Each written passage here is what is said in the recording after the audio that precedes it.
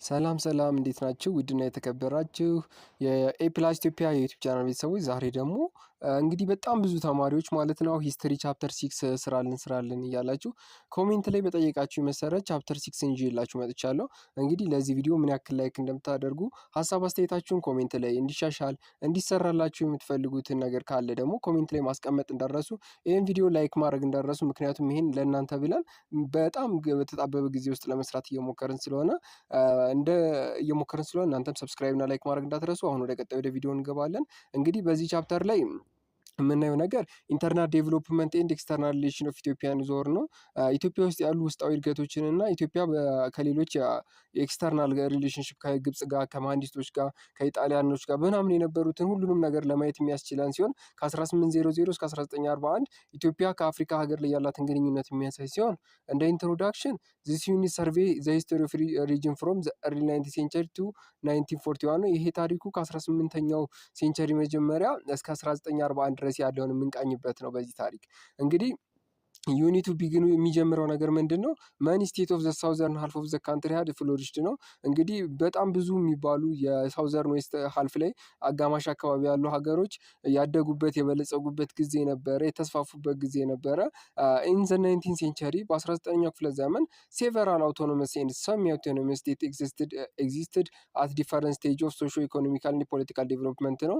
ይህም በ19ኛው ሴንቸሪ ሚድል ላይ ማለት ነው ብዙ ሴቨራል አውቶኖመስ ራሳቸውን በራሳቸው የሚያስተዳድሩ በኢኮኖሚና በፖለቲካ ያደጉ ስቴቶች ወይም ክልሎች የተፈጠሩበት ነበር ማለት ነው። እንግዲህ ዘ ሪጅን ኤክስፔሪንስድ ኢን ዚስ ፔሪድ በዚህ ጊዜ የነበሩት ፔሪዶች አብዛኞቹ ዘ ኤክስፓንሽን ኦፍ ትሬድ ነበረ። ማለት ሪጅኖቹ በባህሪያቸው የሚያደርጓቸው ኤክስፔሪንስድ ያደረጓቸው ነገሮች ምንድን ናቸው?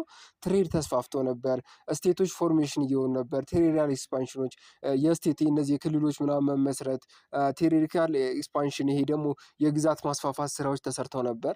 ኤንድ ዘ ክሬሽን ኦፍ ሞደርን ኢትዮጵያን ክሬት ለማድረግ ሞደርን ኢትዮጵያ ዘመናዊቷን ኢትዮጵያ ለመፍጠር የተሞከረበት ጊዜ ነው። ሞደርናይዜሽንም የተጀመረበት ጊዜ ነው። ኤንድ ዘ ሜጀር ባትል ፎት ቢትዊን ሪፐልሲቭ ፎሬን አግሬሽን ነው። እንግዲህ ይሄ ሞደርን ኢትዮጵያ ከመመስረት ሞደርናይዜሽን በተጨማሪ ትልልቅ ባትሎች፣ ጦርነቶች ሁሉ ኢትዮጵያ ከሌሎች ሀገሮች ማለትም እነዚህ ከውጭ ወራሪዎች እነሱን ሪፐልስ ለማድረግ እነሱን ለማስወገድ ጦርነት የተደረጉበት ነው ማለት ነው።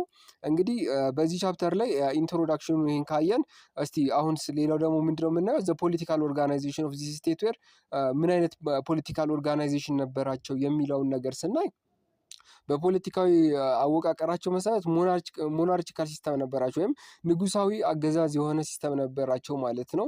እንግዲህ አዘር ፎሎ ዲፈረንት ካይንድስ ኦፍ ፖለቲካል ሲስተም ነው። አንዳንዶች ደግሞ የተለያየ አይነት የፖለቲካል ሲስተም ይከተሉ ነበረ። ዴስፓሳይት በአንጻሩ ግን ዘ ኢንዲፔንደንስ ኤግዚስተንስ ኦፍ ፒፕል ኤንድ ስቴት ነበረ። ዘ ሜንቴንድ ስትሮንግ የሆነ ኢኮኖሚክ፣ ሶሻል ኤንድ ፖለቲካል ሪሌሽን ነበራቸው። ሌላው ደግሞ እነዚህ በዛን ጊዜ የነበሩት ከ18ኛው ክፍለ ዘመን እስከ 1941ኛው በተለይ ወደ 19ኛው ሚድል አካባቢ የነበሩት ስልጣኔቶች ምን ነበራቸው? ስትሮንግ የሆነ ኢኮኖሚካል እና ሶሻል ማለት በኢኮኖሚውም በገንዘብ ምናምን በአቅማቸው በማህበረሰቡም በፖለቲካ ሪሌሽን ናቸው በጣም ስትሮንግ እንደነበሩ ይነገርላቸዋል። ሌላው ቴሪቶሪካል ኤክስፓንሽን ወይም የሀገር መስፋፋትን ስናይ ደግሞ 19th ሴንቸሪ ውስጥ ሜዲት ካደረጉት መካከል ቱ ኮንትሮል ሉክራቲቭ ሪሶርስ ቤዝስ ኤንድ ትሬድ ሮድስ ኤንድ ዜርባይ ፍሮም ስትሮንግ ኢትዮጵያን ስቴት ነው ማለት ምንድን ነበረ ዋናው አላማቸው በዛን ጊዜ የነበሩት መስፋፋታቸው ዋናው ቱ ኮንትሮል ሉክራቲቭ የሆነው ሉክራቲቭ ማለት ትርፍ ያለበትን ቦታ ሪሶርስ ያለበትን ቦታ ለመቆጣጠር በጣም ጥረት የሚደረግበት ጊዜ ነበረ። ኢን ዚስ ፔሪድ በዛን ጊዜ የነበረ ኢን ዘ ፔሪድ ኦፍ ኢትዮጵያ ኤንድ ዘ ሆርን ፎት ሜጀር ባትል አጌንስት ነው። በዛን ጊዜ ኢትዮጵያውያኖች ኢትዮጵያን ዞርን በተለይ ምስራቅ አፍሪካ ላይ ሜጀር ባትሎች ጦርነት ተደርገው ነበረ። ከዛ ኢምፖዚሽን ኦፍ ኮሎኒያል ሩል ማለት እነዚህ ኮሎኒያል ሩሎች በዛን ጊዜ የመጡት ጣሊያኖች እንደ ኢትዮጵያ ስናየው ጣሊያኖች መጥተው ነበር በዛን ሰዓት። ከጣሊያኖች በተጨማሪ ደግሞ ምን አለ 1888 ላይ ጣሊያኖች ነበሩ ወይም 1888 ወይም 1896 ላይ ማለት ያ እነሱን ሪዚስት ለማድረግ አስ ካን ቢ ሲን ፍሮም ዘ ፓትሪዮቲክ ሬዚስታንስ ይሄ የሀገር ወዳዶች ሬዚስታንስ ተብሎ እስከሚጠራው ድረስ ማለት ነው። እነ አስገዶም በኋላ ላይ በደንብ እንነጋገርባቸዋለን። እነ ዮሐን አዲስ አበባ ላይ ስለተደረገው ጭፍጨፋ ምናምን ጣሊያኖች ሁለተኛ ጊዜ መጥተው ያደረጉት ጭፍጨፋ ግራዚያኒ በቦምብ ስለቆሰለበት እነዚህ በቃ ማለት ኢትዮጵያ እኮ ለ5 ዓመታት በኮሎኒያ ተገዝታለች። እውነት ለመናገር ማለት እንደዚህ ማለት ልክ ላይሆን ይችላል። ኮሜንት ላይ ሀሳባችሁን ውስጥ ትነግሩኛላችሁ። ለ5 ዓመት ኢትዮጵያን ጣሊያንን ተቆጣጥራ ነበር። ነገር ግን ኢትዮጵያ በቀኝ ግዛት ተገዝታ አልነበረም እንዲባል ያስቻለው ብቸኛው ነገር ምን እንደሆነ ታውቃላችሁ? በዛን ጊዜ የነበረው በተገዛችበት ወይም ተገዝታለች ተብሎ የሚታስበት በዛች በ5 ዓመታት ውስጥ ፓትሪዮቲክ ሬዚስታንስ ነበር፣ የሀገር ወዳዶች እንቅስቃሴ ስለነበር ነው። እሱም በኋላ እንመለስበታለን ማለት ነው። እንግዲህ 6.1 ላይ ምን እናያለን? ዘ ኔቸር ኤንድ ኢንተራክሽን አሞንግ ፒፕል ኤንድ ስቴት ኦፍ ኢትዮጵያ ኢን ዞን። በኢትዮጵያ ኔቸር አሞንግ ፒፕል በሰዎች እና በስቴቶች መካከል ያለው ኢንተራክሽን ባህሪው ምን አይነት ይመስል ነበር የሚለውን ስናይ አት ዘ ቢጊኒንግ ኦፍ 19 ሴንቸሪ በ19ኛው ክፍለ ዘመን መጀመሪያ ላይ መኒ አውቶኖመስ ኤንድ ሰሚ አውቶኖመስ ፒፕል አር ስቴት ኤግዚስትድ ኢን ዘ ኢትዮጵያ ኢን ዘ ሆርን ነው። እንግዲህ በዛ ዘ ቢጊኒንግ ኦፍ 19 ሴንቸሪ 19ኛው ክፍለ ዘመን ሲጀምር ምንድን ነበር የተፈጠረው? አንዳንድ ብዙ የሆኑ አውቶኖመስ እና ሰሚ አውቶኖመስ ራሳቸውን በራሳቸው የሚያስተዳድሩ እና በዛውም ደግሞ በንጉሳዊ የሚተዳደሩ ሰሚ አውቶኖመስ የሆኑ ስቴቶች ኤግዚስትድ ሆነው ነበር በኢትዮጵያ እና በአፍሪካ ላይ። 6.1 ላይ ደግሞ የሚለናል ፒፕል ኤንድ ስቴት ኦፍ ሳውዝ ሴንትራል ሳውዝ ዌስተርን ኤንድ ዌስተርን ኢትዮጵያ። እንግዲህ በዚህ ቻፕተር ላይ ሌላው የምናየው ነገር ፈተና የሚወጣባቸውን ወሳኝ ነጥቦች ለማየትና ላሰምርላችሁ ፈልጋለሁ። ኢን ዚስ ሪጅን ዜር ዌር ኤ ነምበር ኦፍ አውቶኖመስ ኤንድ ሰሚ አውቶኖመስ ፖለቲካል ኢንቲቲስ ላይክ ሀዲያ፣ ሀላባ፣ ከምባታ ኤንድ ጉራጌ ዌር ቤስት ኤግዛምፕል። እነዚህ ሀዲያ፣ ሀላባ፣ ከምባታ ሳውዝ ዌስተርን ላይ የነበሩ ሰሚ አውቶኖመስ የሆኑ ራሳቸውን በተወሰነ መልኩ የሚያስተዳደር የሚችሉ ምሳሌዎች የሚሆኑ በዛን ጊዜ የነበሩ ኢንቲቲስ ናቸው፣ ሙከራዎች ነበሩ ማለት ሪጅኖች ነበሩ። እንግዲህ ኢኮኖሚካሊ ምንድን ነው ዲፔንድ የሚሆኑት? አሁን እዚህ ጋር ፈተና የሚመጣው ሳውዝ ሴንተራል ላይ ማለት ነው።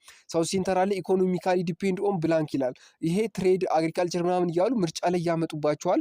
እናንተ አግሪካልቸር የሚለውን ትመርጣላችሁ። ሌላው ሎካል መርቻንቶች ደግሞ የሀገር ውስጥ መርቻንቶች ምን ያደርጋሉ?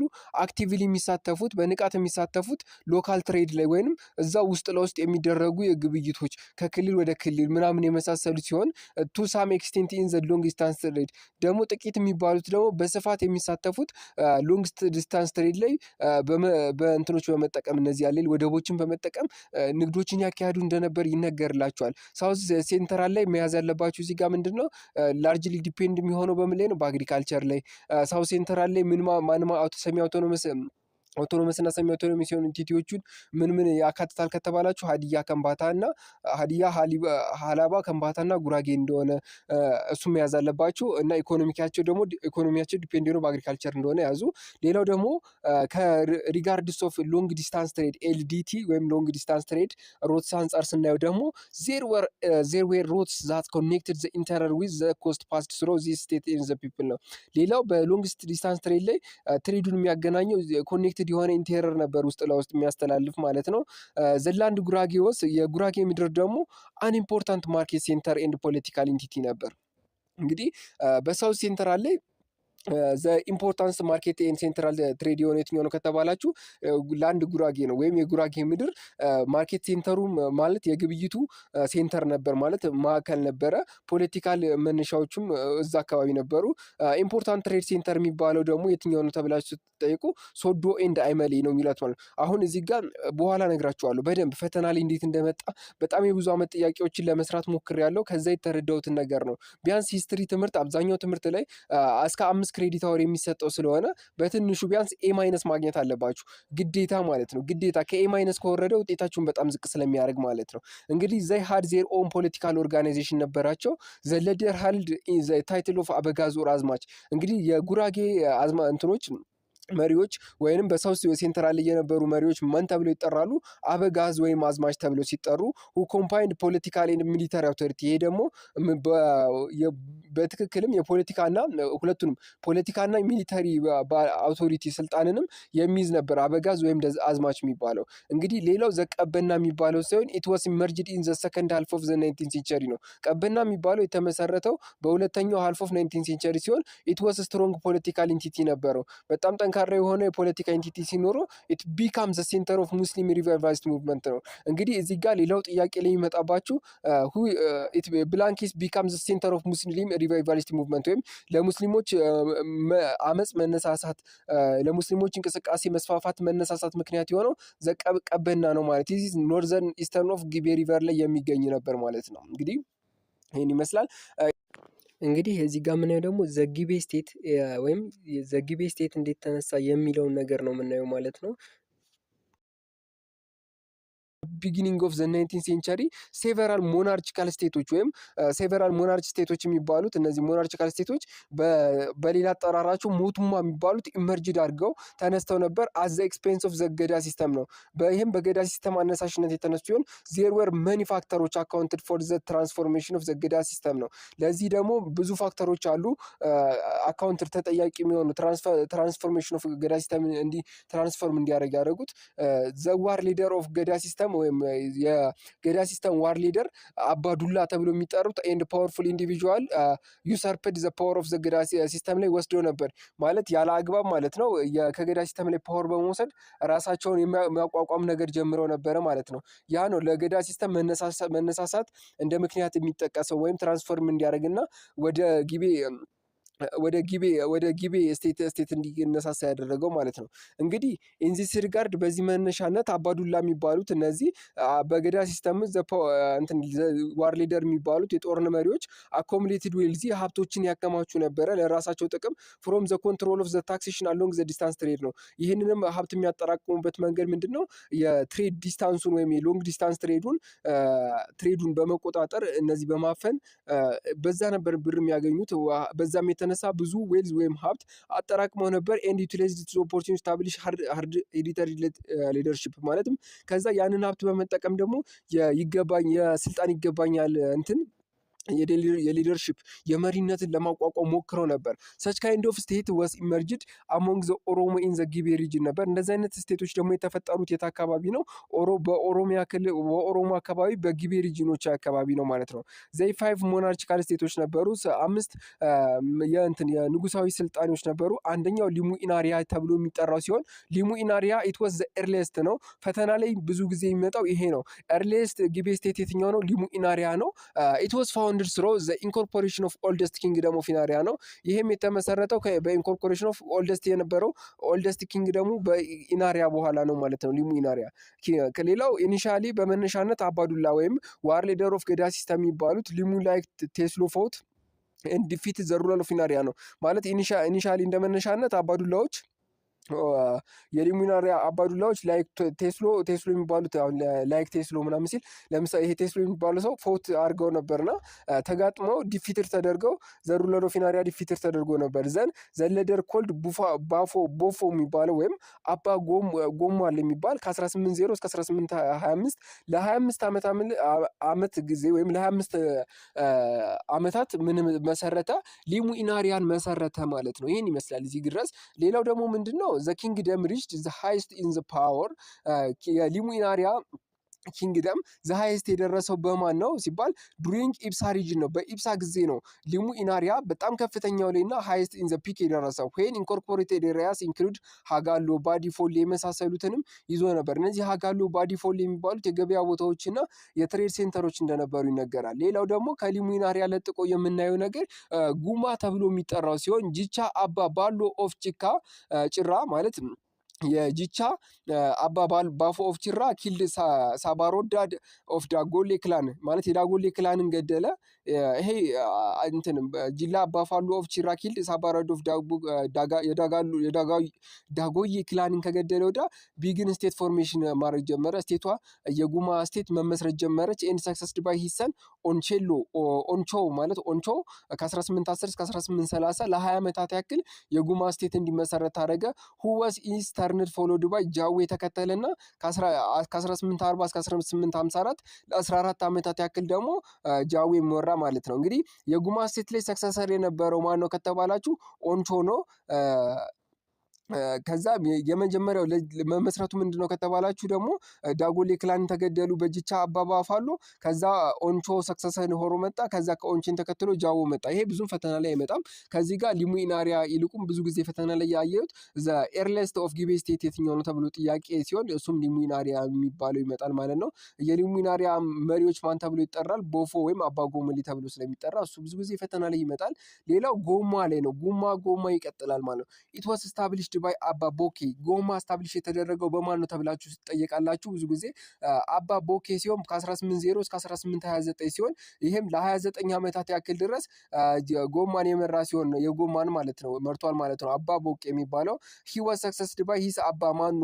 ከዛ ደግሞ ሰክሰስ የሆነው ስኬታማ የሆነው በልጁ ሲሆን ይህም ከ1829 እስከ 1840 ለ10 ዓመት ወይም 10 ዓመት እንኳን አይሞላውም ለ10 ዓመት ገደማ ሰክሰሰር የነበረው በአባ ማኖ ነው። እንግዲህ ጎማ በማ ተመሰረተ ከተባላችሁ በአባ ቦቄ እንደሆነ እሱን መናገር ትችላላችሁ። ሌላው ደግሞ ጂማ ነው። ጂማ ማለት ጂማ የተመሰረተው በሴት ነው። ሴቷ ደግሞ ኮልድ ማካሆሬ ትባል ነበረ። ማካሆሬ የጂማ መስራች ነች። እንደ ኢንፍሉዌንሻል ፊሜል ኦፍ ሌት 18 ሴንቸሪ ነበረች ማለት ነው። በጂማ ለጂማ መመስረት ምክንያት የሆነችው ይቺ ማካሆሬ የምትባል ሲሆን ብዙ ታሪክ አለው። ዘሳዳቻው ማቸው ኦሮሞ ኦፍ ጂማ ነበረች ይቺ ሴት ማለት ነው። ዘሎካል አባዱላ ቱ ቴክ ፖለቲካል ፓወር ፍሮም ሄር ነው። እንግዲህ ሎካል አባዱላዎች ዋርሌደር ኦፍ ኦሮሞ ገዳ ሲስተሞች ከዚች ከማካሆሬ ጋር ተጋጥሞ እንዳሸነፏት ባሪያም አድርገው እንደገዟት የሚነገር ብዙ ታሪክ አለ። ታሪኩን ስለ ጅማ ታሪክ ብላችሁ ሰርች ብታደርጉ ጉግል ላይ ታገኙታላችሁ። እዛ ላይ ማንበብ ትችላላችሁ። ዊ አር ፎከስ ኦን ኤ ፕላስ ፎከስ የምናደርገው ኤ ፕላስ ለማግኘት ስለሆነ እዚህ ላይ ያለውን በደንብ እያየን እንሄዳለን። ኢን ዘ ሪጅን አሞንግ ዘ አባዱላስ በአባዱላዎች ሪጅን ወይም ክልል ላይ ኦሴ ኮብ የሚባል ወይም አባ ፋሮ የሚባለው ወስ ኢሌክትድ አስ ሄሪዲተሪ ወይም ሄሪዲተሪ ማለት ከዘር የተላለፈ ሲወርድ እንደመጣ ሩለር አጌንስት ገዳ ሲስተም በመቃወም እነዚህ አባ ፋሮ የሚባሉ ተመርጠው ነበረ። ሂ ዋዝ ሰክሰስድ ባይ ማን ኮልድ ዳንግጅሌ የሚባል ሰውዬ ሰክሰስ አድርጎት ነበር ጅማን ማለት ነው። ወይም አባ ማጋል ተብሎ ሁ ላርጅ ዘ ዶሜን ጅማን በጣም ሰፊ ግዛት እንድትሆን ያስቻላት አባ ማጎል ተብሎ የሚጠራው ወይም ዳንጊል የሚባለው ነበረ ማለት ነው። ዶሚኗን ያሰፋው። ዘ ፕሮሰስ ኦፍ ስቴት ፎርሜሽን ዋስ ኮምፕሊትድ ባይ ኢን ጅማ ባይ ሳና ኦር አባ ጂፋር ማለት ከ1830 እስከ 55 ፎርምድ ኪንግደም ኦፍ ጅማ። እንግዲህ እዚህ ጅማ ላይ በጣም በብዛት ፈተና ላይ መጥቶ ያየሁትን ነገር ልንገራችሁ። ጅማ ላይ ብዙ ጊዜ ፈተና የሚመጣው የጅማ የመጀመሪያዋ መስራች ማን ነው ተብሎ ይጠራል። ይሄም ማካሆሬ እንደሆነች ጅማ ሰክሰስ የሆነችው በማን ነው ተብሎ ብዙ ጊዜ ይመጣል። ሳና ወይንም አባ ጂፋር አንድ እንደሆነ እሱን ይገልጻል ማለት ነው። እንግዲህ ወደ ቀጣይ ስናልፍ ደግሞ ሂ ሌፍት ኮንሶሊዴት ስቴቱ ሰክሰስድ ላይ ከአባ ሮቡ፣ አባ ቦቃ፣ አባ ጋሞሌ በመሳሰሉት ኮንሶሊዴት ሆኖ ነበር ማለት ስኬታማ ሆኖ ነበረ።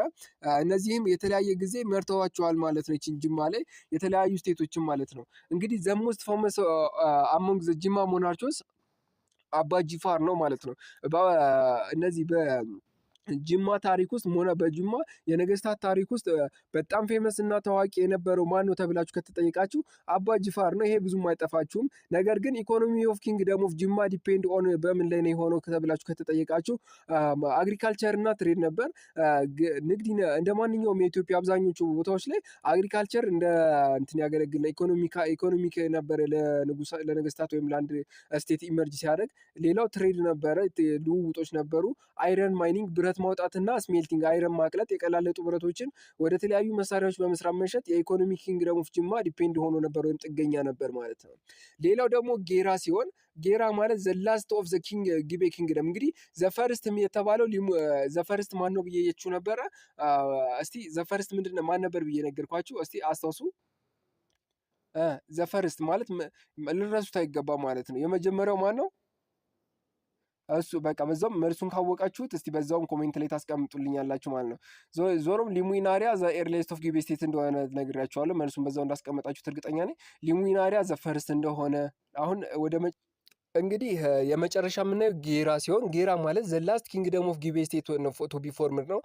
በጊቤ ስቴት የመጨረሻ የተመሰረተው ጌራ ይባላል። ዘ ፈርስት ሊሙናሪያ ከተመሰረተ ወዳ ጌራ መጨረሻ ላይ እንደተመሰረተ።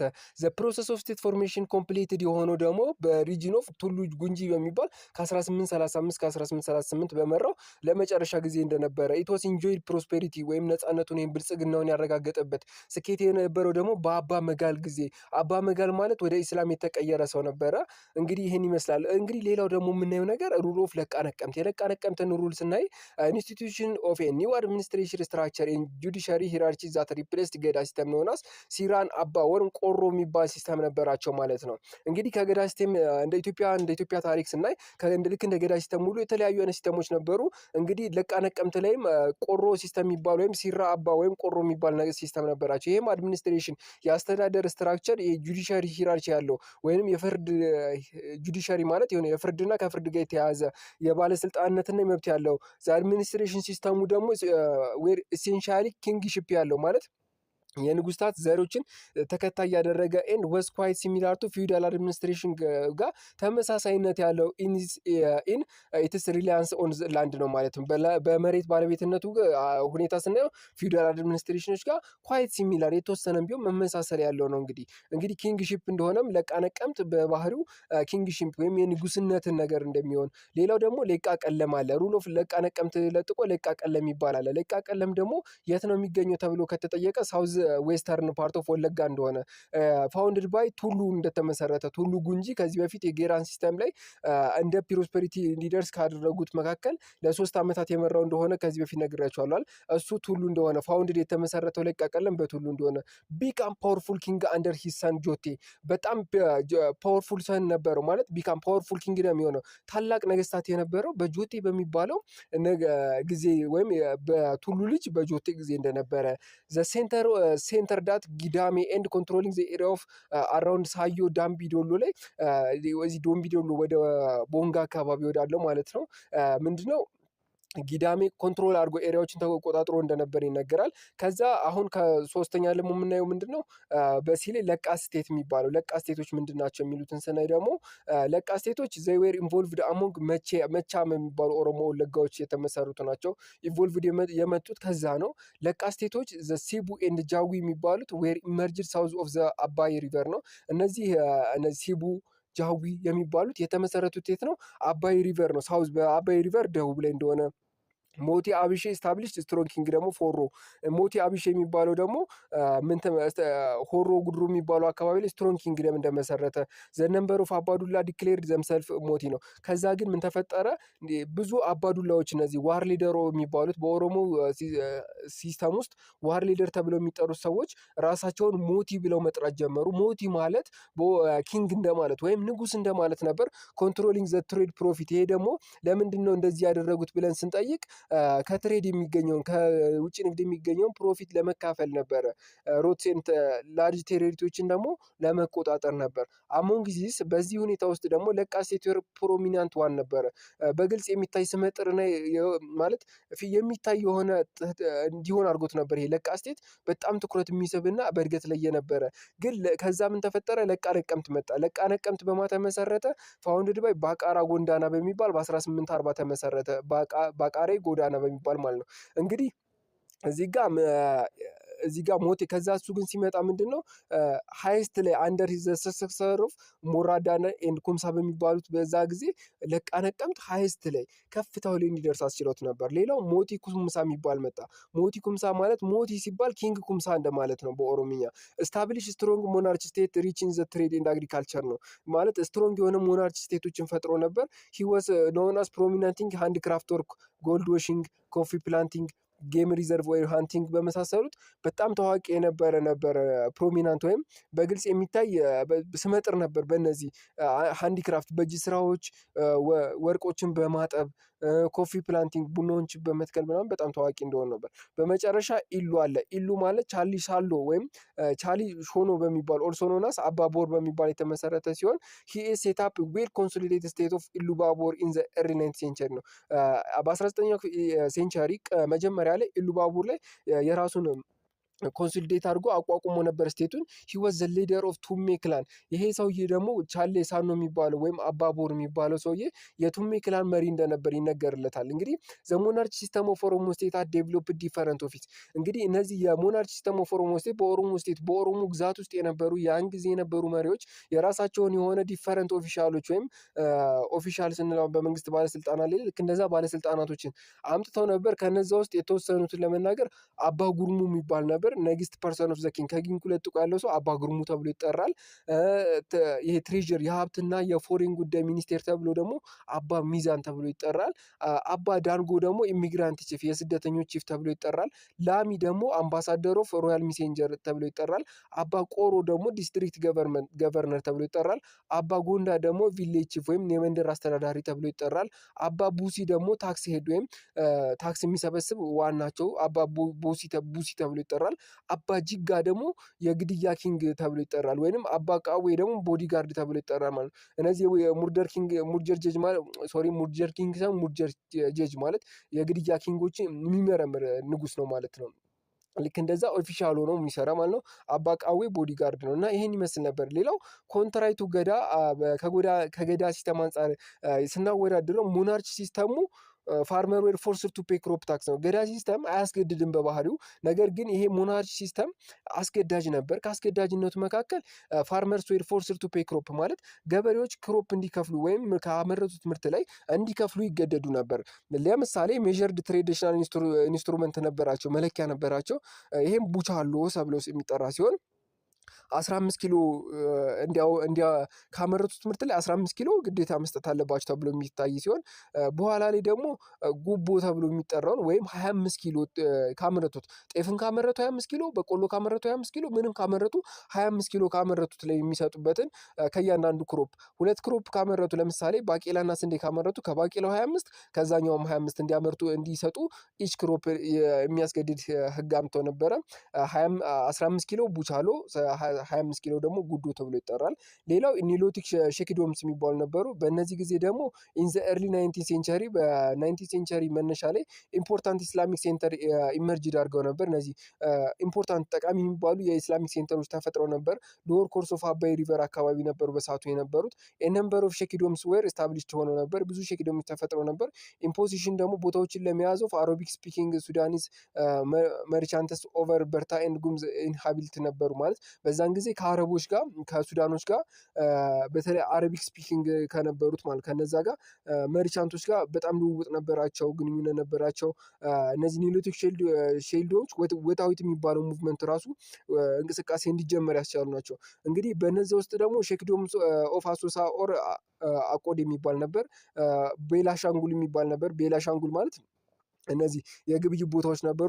ኮሞሻ የሚባል ነበር በሳውዝ አባይ ሪቨር ላይ የሚገኝ ማለት ነው። እነዚህ ትሬድ ልውውጥ የሚደረግባቸው። ሌላው ሼክዶም ኦፍ ጉባ የሚባል ነበረ። የእነሱ ኖርዝ አባይ ሪቨር አካባቢ የሚገኝ ዜዌር ፋውንድድ ባይ ሙስሊም ሊደሮች ነበሩ የተመሰረቱት። እነዚህ በሙስሊም መሪዎች ነበረ። እነዚህ ኒሎቲክ ሾልደም የሚባሉት ከአረብ በመጡ ሙስሊሞች እና ኢማሞች ነበር የተመሰረቱ። ኦፍ ሱዳን ሪጅን ነው። ሁ ኮንሲደር ዘምሰልፍ ወጣዊት ተብሎ ይጠራ ነበረ ማለት ነው። እንግዲህ ዘተርሞታዊት ምንድን ናቸው ስንል ሪፈርዳስ አረባይዝድ በርታ ፒፕል ነበሩ። እነዚህ አረባይዝድ የሆኑ ከአረብ ዘር ያላቸው የበርታ ሰዎች ሲሆኑ ሁ ሃድ ኢንተርድ ኤንድ ሴትልድ ኢን ቤኒሻንጉል ገብተው የሰፈሩ ሰዎች ነበሩ። አዘ ትሬድ ኤንድ ኢስላሚክ ሪሊጂየስ ቲችስ በትሬድ በንግድና በእስላሚክ ትምህርቶች የተነሳ የመጡ ሲሆኑ ኢን ዘ ሌት 19 ሴንቸሪ ኤርሊ 20 ሴንቸሪ ላይ ከዛ በመነሻ ላይ ደግሞ ሌት ከ19ኛው ሴንቸሪ በኋላ ከዛ ከኤርሊ ደግሞ 20 ሴንቸሪ ላይ 20ኛው ሴንቸሪ መጀመሪያ ላይ ዘሜን ኢኮኖሚክ ቤዝ ኦፍ ሼክዶሞች ደግሞ የራሳቸው የኢኮኖሚ ቤዝ ነበራቸው። ከነዛም አግሪካልቸር፣ ጎልድ ማይኒንግ እና ፍሮንቲር ትሬድ ነበሩ ማለት ነው። የፊት ለፊት ልውውጦች፣ ጎልድ ማይኒንግ፣ ወርቅ ማውጣት፣ አግሪካልቸር እንደ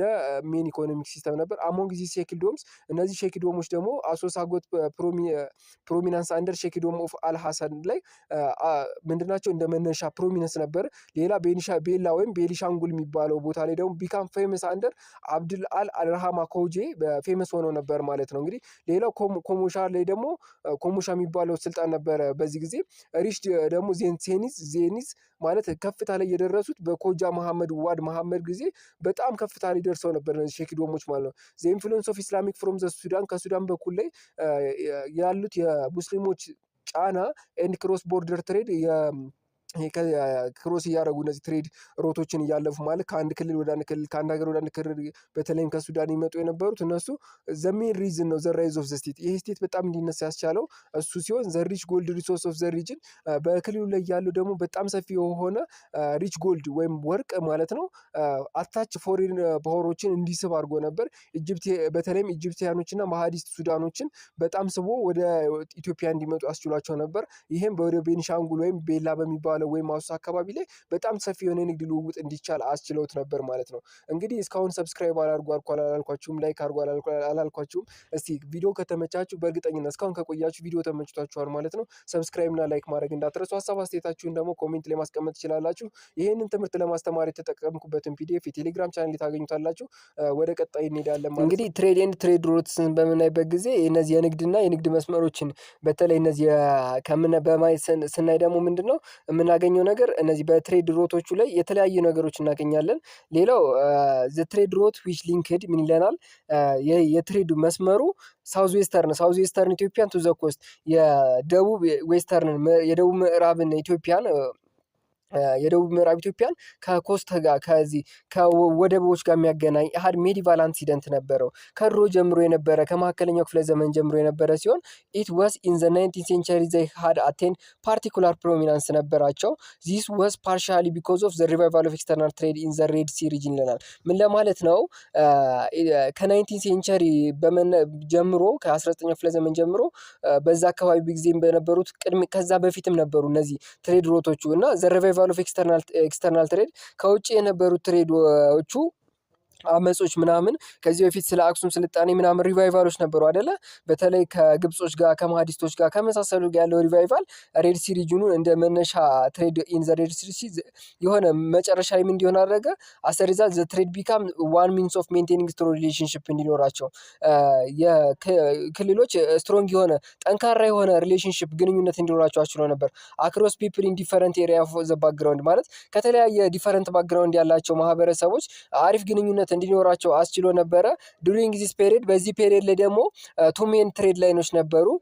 ሊንክድ ቫሪየስ ቴሪቶሪ ኦፍ ኢትዮጵያ ኤንድ ዘ ሆርን ናቸው ማለት ኢትዮጵያን ከሆርን ከምስራቅ አፍሪካ ጋር የሚያገናኙ ሁለት ትሬድ ላይኖች ነበሩ። ዋን ኦፍ ዚስ ሩት ሮድ ኢት ዋስ ኦሪጂኔትድ ፍሮም ቦንቃ ከሚባለው ከቦንጋ የሚነሳው ሲሆን ዘ ካፒታል ኦፍ ካፋ ኪንግደም በመነሳት አንድ ትሬድ ሮድ ነበር። ፒፕል ኤንድ ስቴት ኦፍ ሳውዝ ዌስተርንን ዊዝ ኖርዝ ፓርት። አሁን ለምሳሌ እዚህ ጋር ፈተና የሚመጣው እንዲመሰላችሁ እንግዲህ በትሬድ ሮት ላይ ሁለት ትሬድ ሮት አለ። ቦንጋ ከየት ነው የሚያገናኘው ከተባላችሁ ሳውዝ ዌስተርን ከሳውዝ ዌስተርን በመነሳት እስከ ኢትዮጵያ ኖርዘርን ከእስከ ወደ ሰሜን ነው የሚያገናኘው ማለት ነው። ዘሜን ማርኬት ሴንተሮች ምንድን ናቸው ተብሎ አሁን ደግሞ ይሄ ፈተና ላይ በብዛት የሚመጣው ምንድን ነው አንዱን ከአንዱ ጋር በማያያዝ ነው የሚያመጡት። አሁን ለምሳሌ ቦንጋ ሄርማታ የት ነው የሚገኘው? ጅማ። ሳቃ ሊሙ፣ ቢሎ ደግሞ ለቃ ነቀምት፣ አሰንዳቦ ጉድሮ፣ ባሶ የጅቦ ጎጃም ላይ፣ ይፋጌን ደሪታ ደግሞ በጂ ምድር ላይ ኤንድ ጎንደር እንደሚገኙ ማለት ይሄኛው የይፋግ በጂ ምድር ላይ ዳሪታ ደግሞ ጎንደር ላይ እንደሚገኙ ነው የሚናገረው። እና ዘሜን ማርኬት ሴንተሮቹ እነዚህ ናቸው። ቦንጋ የት ነው? ጅማ፣ ሳቃ፣ ሊሙ፣ ቢሎ፣ ለቃ ነቀምት ምናምን ብላችሁ ያዟቸው። እዚህ ጋር ዋነኛው ደግሞ የቦንጋ ትሬድ ላይን ከየት ነው የሚያገናኘው? ሳውዝ ዌስተርን ቱ ኖርዘርን እንደሆነ እሷንም ያዟት ፈተና ላይ ስለምትመጣ። ዘ ላይን ዌን የትሪች ጎንደር ይሄ የንግድ መስመሩ ጎንደር ሲደርስ ዋን ላይር ምን ይለናል? ብሩፊኬትድ ያደረግና አንዱ ላይን ይሄ መስመሩ ይስፋፋና ወዴት ይሄዳል? ወደ ዌስት ዋርድ ስሮ ጭልጋቱ መተማ ቃላባት ወደሚባለው ወይም ጋላባት ወደሚባለው ቦታ ላይ ይሄዳል ማለት ነው። ይሄ ትሬድ ላይ ነው። ቴኪንግ ኮሞዲቲስ ቱ ቢ ሶልድ ቱ ዘ ሱዳንስ መርቻንት ኦፍ ጎልድ ጃላባ ተብሎ ይጣር ነበር። ይሄ ደግሞ እነዚህ የተለያዩ ኮሞዲቲዎችን ለሱዳን መርቻንቶች መሸጥ ምን ይባል ጃላባ ለሚባሉት ይሸጥ ነበር። እዚች ጋር ዘ አዘር ሮት ኦፍ ፓድስሮ ደግሞ ሌላኛው ትሬድ ሮት ወይ ከጎንደር አካባቢ የሚነሳው በየት ያርፋል? በአድዋ አድርጎ አስመራ አድርጎ ወደ መሰዋ ወደ ቀደመ ባህር ይሄድ ነበር ማለት ነው። አናዘር ደግሞ ስፕሊቱ ባሶቱ ሙቪን አንጨርቱ ዳዋሮ ይሄ ባሶ ደግሞ አንጨርቱ ዳዋሮ ኢን ወሎ ደግሞ አውሳቱ አፋር ታጁራቱ ኦቦርኮ ኤንድ ራሄላቱ ወደ ጅቡቲ ይሄድ ነበር። እነዚህ የትሬድ መስመሮች የራሳቸው የሆነ የሚሄዱበት መንገድ ነበራቸው ማለት ነው። እና እንደ ዋናነት ተደርጎ የሚያያዘው እንግዲህ የመጀመሪያው ትሬድ ሩት በየት ነው የሚሄደው ብለን ተነጋገርን። ከቦንጋ የሚነሳው ከከፋ ኪንግደም ካፒታል ሲቲውን ከፋ አድርጎ ከሳውዝ ዌስተርን ፓርቱ ወደ ኖርዘርን ፓርት እንደሚሄድ አይተናል። በዛ ውስጥ ደግሞ ሜን የሚባሉት በወቃ፣ ሳቃ፣ ቦሌ የመሳሰሉትን አሰንዳቦ የመሳሰሉት እንዳሉ አይተናል። ሁለተኛው እንዲሁም ደግሞ ከጎንደር የሚነሳ እንዳለ ከጎንደር የሚነሳው በጣም ሰፊ የሆነ እንደሆነ በስፋትም የሚሄዱት እስከ ጃላባ እስከሚባሉት እስከ ሱዳን መርቻንት ድረስ ኮኔክሽን እንደነበረው አይተናል። ዘ ሰከንድ ሜጀር ትሬድ ሩት ደግሞ በምናይበት ጊዜ የሚነሳው ከየት ነው? አሁንም ከቦንጋ ነው። ያ እንደ እንደመጀመሪያው ሁሉ ከቦንጋ ነበር የሚነሳው። ወዴት ይሄዳል ደግሞ? ሂርማታቱ፣ አጃቫ፣ አንዶሬ፣ ቶሌ፣ ቱሱዶ ኢን ሳውዘርን ሸዋ፣ ሮጌ፣ ኒራ፣ ያረር ይሄዳል ማለት ነው። አሁን ወዴት ሄድ ነው? ከቦንጋ ተነሳ አጋባጃ ሄደ፣ አኖዴ ቶሌ የሚባለው ቦታ። እነዚህ ወደ ብዙ ጊዜ እነዚህ ፈተና ላይ አይመጡም። መነሻቸውን ግን ብትይዙ ታሪፍ ነው። ቦንጋ ኦልሞስት 5-6 ፈተናዎች ቀጣይ ላይ የሚለቀቁት 6 ፈተናዎች አካባቢ ተሰርተዋል። ሂስትሪ ፋይናል ፈተና እሱ ላይ እናያለን። ቦንጋ እንደሚነሱ ነው መነሻቸውን ያዙት።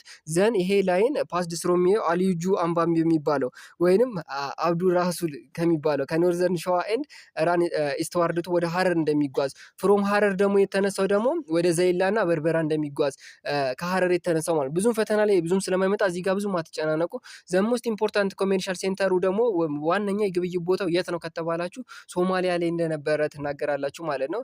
ኢንዚስ ትሬድ ሮት፣ በዚህ ትሬድ ሮት ላይ ደግሞ ምንድነው ቫሪየቲስ ኦፍ ትሬድ አይተም ዌር ኤክስቼንጅ ሊደረጉ ነው። በተለያዩ የትሬድ ኮሚዲቲዎች የተለያዩ እቃዎች ኤክስቼንጅ ልውውጥ ይደረጉ ነበር። ዘ ሜን ሶርስ ኦፍ ዘ ኤክስፖርትድ አይተም ዌር ደግሞ የዋነኛው ደግሞ ሶርስ ኦፍ ኤክስፖርትድ የሚደረጉት ወደ ውጭ የሚላኩት ግብአቶች መነሻቸው የት ነው ብለን ስንጠይቅ ሳውዝ ዌስተርን ሪጅን ወይም የደቡብ ምዕራብ ሪጅኖች አካባቢ ነበሩ። እነዚህ ቦታዎች ብዙ ጊዜ የበለጸጉ እንደነበሩ ይነገርላቸዋል። አሞንግ ዚስ ዌር በዚህ ውስጥ ደግሞ ጎልድ ወርቅ አለ፣ አይቮሪ አለ፣ የዝሆን ጥርሶች፣ ሪሆኖስ ሆርን አለ፣ ይሄ የአውራሪስ ቀንዶች፣ ቆዳዎች፣ ሲቬት አለ። ሲቬት የምንለው ይሄ ከሆነች እንስሳት ውስጥ የሚወጣ ለሽቶ የሚያገለግል ኩክ የሚባለው ማለት መስክ ምናምን አለ፣ ማሮች አሉ፣ ሀኒ አለ፣ ዋክስ አለ፣ ማጣበቂያ፣ ቡና፣ ቫሪየስ ስፔስ ኤንድ ስሌቮች አሉ። እነዚህ ሁሉ ነገሮች ከሳውዝ ዌስተርን ይመጡ ነበረ። ስሌቭ ኤክስፖርተር ቱ አረቢያ፣ ፐርሺያ እና ኢንዲያ ደግሞ ሌላ ባሪያዎችን ወደ አረቢያ ፐርሺያ እና ኢንዲያ ይላኩ ነበር። ሌላው ደግሞ ኢምፖርትድ ፕሮዳክት ወደ ሀገር ውስጥ የምናስገባቸው ምንድን ናቸው ተብለን ስንጠይቅ ደግሞ ዘ ሜጀር ኢምፖርት ትሬድ ኦፈሬት የምናደርጋቸው በዚህ በትሬድ ሮት ውስጥ ሜጀርሊ ኢምፖርት የምናደርጋቸው ነገሮች መስታወቶችና አይረን ዌሮች ናቸው፣ ከብረት የተሰሩ ነገሮች። ዘ ሜጀር ሚዲየም ኦፍ ኤክስቼንጆቹ ደግሞ ምንድን ነበሩ? ለመለዋወጫ የምንጠቀምባቸው ሳልት ባር ማለት አሞሌዎች አሉ፣ አይረን ባሮች አሉ፣ ወይኖች አሉ፣ እነዚህ ወርቆች አሉ፣ ኮሪስ ኦፍ ሼሎች አሉ፣ ቢዶች አሉ። እነዚህ ቢድ የምንለው ዶቃ ነጠብጣቦች ምናምን አለ፣ ዶቃዎች፣ ጨሌዎች፣ ፒስስ ኦፍ ኮተን ክሎዝስ አሉ፣ የተለያዩ እነዚህ ኮተን ክሎዝስ አቡጀድ የሚባሉት እነሱን የመሳሰሉት። ማሪያ ቴሬዛ ቴለራስ ወይም ኤምቲቲ የሚባሉ እነዚህ በዛ አማካኝነት ማሪያ ቴሬዛ እንደውም በኋላ 19ኛው ሚኒሊክ ከመጣ ወዲያ የመጣ እንደሆነ ይነገራል። እሱም በኋላ ታሪኩ ላይ በደንብ እናወራዋለን ማለት ነው። እንግዲህ ፎር ኢንተርናል ትሬድ ደግሞ ለውስጣዊ ግብይቶች ደግሞ የምንጠቀመው ምንድነው? አሞሌ ነበር። አሞሌ ጨውን በተለይ ሳልት ባሩ ማለት ነው። ሜጀር ኢምፖርታንት ኮሚዲቲ ሶርስ ኦፍ ዌልዝ ነው። ይሄም ፈተና ላይ 2 ጊዜ መጥቶ አይቼዋለሁ። ኢትስ ማይንድድ ኢን አፋር ፕሌንስ ነው።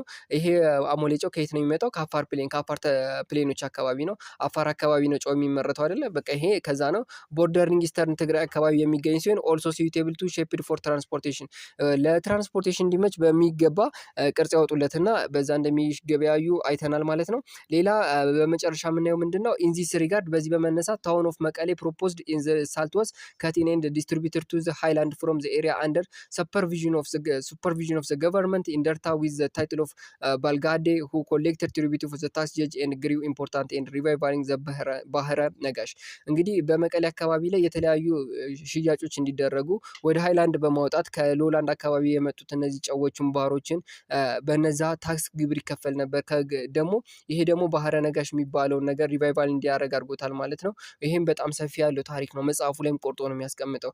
እንግዲህ ሌላው ደግሞ ማሪያ ቴሬዛ ተህላራስ የሚባለው ወይም ኤምቲቲ የሚባለው ኮይን ነበር፣ ሳንቲም ነበር። ኢንትሮዲውስ የተደረገው ከአውስትራሊያ ነበረ። ሆርን ኦፍ አፍሪካ ሪጅን አውስትራሊያ ቱ ዘ ሆርን ኦፍ አፍሪካ ሪጅን አት ዘ ኤንድ ኦፍ 18th ሴንቸሪ 19ኛው ክፍለ ዘመን እያለቀ ባለበት ሰዓት ላይ በአፍሪካ የተዋወቀ ሲሆን ኦን ዘ ሬድ ሲ ኮስት አካባቢ ይሄ ማሪያ ቴሬዛ ወስ ዩዝድ ቱ ዊዝ አዘር ካይንድስ ኦፍ ኢሮፒያን ሚድል ኢስተርን ኮይን ያገለግል ነበር። ልክ እንደ ሌሎች ኢሮፒያን እና ኢስተርን አካባቢ እንዳሉ ኮይኖች እንደ መገበያ ያገለግል ነበር። ፕሮፖዝ ከዛ እዚህ ጋር ሌላው ደግሞ ኢንዚስ ሎንግ ዲስታንስ ትሬድ ኤንድ ትሬድ ሮትስ በዚህ ትሬድ እና በትሬድ ሮት ላይ ደግሞ ሙስሊም መርቻንቶች የሙስሊም ነጋዴዎች ምን ያደርጉ ነበር? ዘ ሞስት ዶሚናንት ትራቭልድ ፍሮም ኢንተረር ቱ ዘ ኮስት ነው። እነዚህ ኢትዮጵያ ውስጥ በትሬድ ላይ ክርስቲያን ኪንግደሞች ባልተናነሰ መልኩ ሙስሊም መርቻንቶች በዛን ጊዜ ራሱ በጣም ከፍተኛ የሆነ ትሬድ ሩቶችን ተቆጣጥረው እነሱ ነበሩ እቃዎችን እያወጡ የሚሸጡት ማለት ነው። አሁን ልክ እንዳሁንም እንዳለው ማለት ነው። ትራቭልድ የሚያደርጉት ደግሞ ከውስጥ ተነስተው እስከ ድንበር ድረስ ይሄዱ ነበር። ይሄ እንዲሆን ያስቻለው ደግሞ እንደ ምክንያት ተቀምጦ የነበረው ምንድነው? በዛን ጊዜ ሙስሊም ማህዲስቶች ነበሩ። ከነዛ ጋር ጥሩ ግንኙነት እንደነበራቸው ይነገር ነበር። አሞንግ ዚስ በዚህ በመነሻነት ኖርዘርን ሙስሊም መርቻንት ዌር ኮልድ ማን ተብለው ይጠራሉ? ጃባርቲ። ፈተና ላይ ይመጣል በትክክል ኖርዘርን ሙስሊሞች ጃባርቲ ማለት ነው። ሙስሊም ኦሮሞ መርቻንት ሳውዝ ዌስተርን ሪጅን ከሆነ ደግሞ አፍቃላ። አፍቃላና ጃባርቲን በደንብ ለይታችሁ ያዙ። ፈተናም ላይ ይመጣል በእርግጠኝነት ማለት ነው። ሌላው ደግሞ ዘ አርጎባ ፍሮም ዘ ኪንግደም ኦፍ ሾዋ ዌር አክቲቭ መርቻንት ኢን ዘ ትሬድ ቢትዊን ሀረር ኤንድ ኖርዘርን ሶማሌ ነበር። ከአርጎባ የሚነሱ የሸዋ ኪንግደሞች ነገስታት ደግሞ ትሬድ ሮቱን ከሀረር እስከ ሳውዘርን ሶማሊያ ላይ አክቲቭ ሆነው ይንቀሳቀሱ እንደነበር ያሳያል ማለት ነው። እንግዲህ በጣም እንዳይበዛባችሁ እየከፋፈልኩ ለማቅረብ ሞክራለሁ። በዛሬው የትምህርት ክፍለ ጊዜያችን 6.1 አይተናል። ቀጣይ ቻፕተር ላይ ዘ ሜኪንግ ኦፍ ሞደርን ኢትዮጵያን ከዚህ ኢንድ ዲስክሪፕሽን ላይ በነክታችሁ ከታች ዲስክሪፕሽን ላይ ያስቀምጥላችኋለሁ ወይንም ኢንዲስክሪን ላይ እንዳለቀ የሚገኘውን ይሄን ኢንዲስክሪን ነክታችሁ እዚህ ጋር ማግኘት ትችላላችሁ ማለት ነው። ቀጣይ ቪዲዮ ላይ እስከምንገናኝ ላይክ፣ ሰብስክራይብ፣ ሼር እያደረጋችሁ በቴሌግራም ቻናል ላይ ይሄ መጽሐፍ ስለምታገኙት እዛ ላይ ማግኘት ትችላላችሁ። የቴሌግራም ቻናላችን 10 ሺህ በቅርቡ እንደሚገባ ዊ ሆፕ ተስፋ እናደርጋለን። አሁን በቅርቡ ፕሮሞሽን ስለምንሰራ እንዳትሰላችሁ እያልን በቀጣይ ቪዲዮ እስከምንገናኝ መልካም ጊዜ